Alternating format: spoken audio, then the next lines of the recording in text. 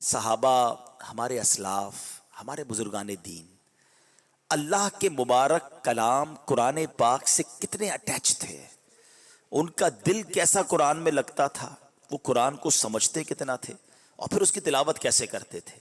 اور آج کے اس دور میں ہمارا قرآن پاک سے تعلق کیسا ہے، اس بارے میں کچھ جاننے کی کوشش کریں گے۔ پیارے آقا علیہ الصلوۃ والسلام نے جب اعلان نبوت فرمایا تو ہر طرف سے ظلم و ستم کی آندھیاں بڑھنے لگیں، مسلمانوں کو جینا مشکل کر دیا گیا، جو اسلام لاتا اس کو مارنا شروع کر دیتے۔ ذرا سوچیں، ہم مسلمان ہیں اور آج اجتماع کر رہے ہیں، ہمیں کوئی پرابلم نہیں اللہ رسول کا نام لینے پر، مگر ایک وقت وہ تھا جب رب کا نام لینے پر مارا جاتا تھا، جب کلمہ پڑھنے پر لہو لہان کر دیا جاتا تھا۔ تو اس مشکل دور میں نبی پاک نے صحابہ کو حبشہ کی طرف ہجرت کرنے کی اجازت عطا فرمائی۔ حبشہ کہاں ہے؟ آج کے دور میں حبشہ دنیا کے نقشے پہ دیکھیں تو حبشہ نام کا کوئی ملک تو نظر نہیں آتا، تو ایکچولی جو حبشہ ہے وہ ایتھیوپیا ہے۔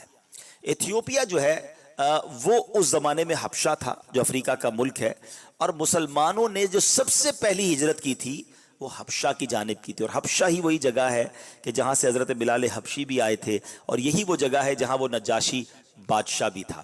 اچھا، اب ہوا یہ کہ جب حبشہ میں نجاشی بادشاہ کی حکومت تھی، اور نجاشی جو بادشاہ تھا رحمت اللہ تعالی علیہ، اس نے صحابہ کرام کو اپنے دربار میں بلایا، اور وہاں ہوا یہ کہ جب صحابہ پہنچ گئے نا تو ان کفار مکہ کو چین نہیں آ رہا تھا کہ یہ ہمارے چنگل سے نکل گئے، ہم تو ان کو مارنا چاہتے تھے، یہ افریقہ پہنچ گئے۔ تو وہ ظالم وہ بھی افریقہ پہنچے، وہ بھی حبشہ پہنچے، اور نجاشی بادشاہ سے کہتے ہیں کہ ہمارے کچھ مہمان، ہمارے کچھ مجرم تمہارے پاس آ گئے، بھاگ کر آگے واپس کرو۔ تو نجاشی بادشاہ نے کہا اچھا ایسا ہے، تو مسلمانوں کو بھی بلایا۔ اب اسی دربار میں کفار مکہ بھی موجود ہیں، دشمنان اسلام بھی موجود ہیں، اور نجاشی بادشاہ بھی موجود ہے۔ اب مسلمان آ گئے۔ اب نجاشی بادشاہ نے کہا کہ تمہارا پیغام کیا ہے، تم نے ایسا کیا کیا جس کی وجہ سے یہ کفار مکہ تمہارے خلاف ہیں؟ تو نجاشی بادشاہ سے صحابہ نے کہا ہم آپ کو قرآن پڑھ کر سناتے ہیں، ہم اللہ کا کلام آپ کو پڑھ کر سناتے ہیں۔ چنانچہ حضرت جعفر رضی اللہ تعالیٰ عنہ نے نجاشی بادشاہ کے سامنے سورہ مریم کی تلاوت فرمائی، اور کیا کمال کی صورت آپ نے چوز کی، کیونکہ وہ اس وقت عیسائی تھا، وہ عیسائی مذہب کو ماننے والے تھے۔ تو حضرت عیسیٰ علیہ الصلوۃ والسلام کے بارے میں اسلام کیا کہتا ہے اور کیا اسلام کی تعلیمات ہیں، وہ حضرت جعفر نے ان کے سامنے تلاوت کی۔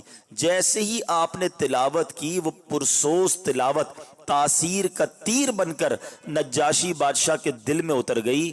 آپ تلاوت کرتے جاتے تھے، وہ پھوٹ پھوٹ کر روتا جا رہا تھا، اور اس نے جملہ کہا کہ قرآن اور جو انجیل ہے یہ ایک ہی نور کے دو چراغ ہیں، ایک ہی نور کی ہدایت ہے، اور یہ ہمیں وہی رب کی طرف بلانے والے کلام ہیں۔ اس واقعے کے بعد نجاشی بادشاہ نے اپنا ایک وفد بھیجا نبی پاک علیہ الصلوۃ والسلام کی بارگاہ میں۔ اس وفد میں 70 افراد تھے۔ یہ لوگ جب نبی پاک کے پاس پہنچے تو اب سرور کائنات علیہ الصلوۃ والسلام نے ان کے سامنے یاسین شریف کی تلاوت شروع کر دی، اور جب انہوں نے یاسین شریف سنی تو اللہ کا پاکیزہ کلام سن کر یہ سارے لوگ بھی زاروں کے تار رونے لگے۔ یعنی پہلے کے لوگ قرآن سنتے تھے، قرآن ان کے دل پر اثر بھی کرتا تھا، اور ان کی آنکھوں سے آنسو بھی روانہ ہوتے تھے۔ جب یہ لوگ رونے لگے نا تو ان کی شان میں قرآن کی آیت نازل ہوئی۔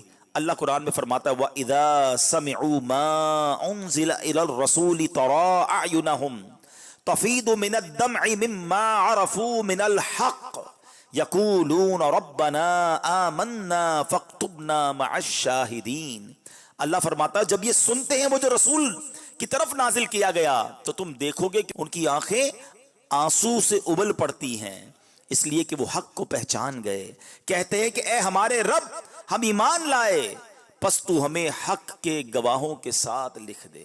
یعنی کیسے لوگ تھے کہ جب قرآن سنتے تھے تو ان کی آنکھوں سے آنسو نکلتے تھے۔ یاد رہے کہ تلاوت قرآن پڑھنا، کرنا اور اس وقت آنسو بہانا یہ سعادت مندوں کا طریقہ ہے۔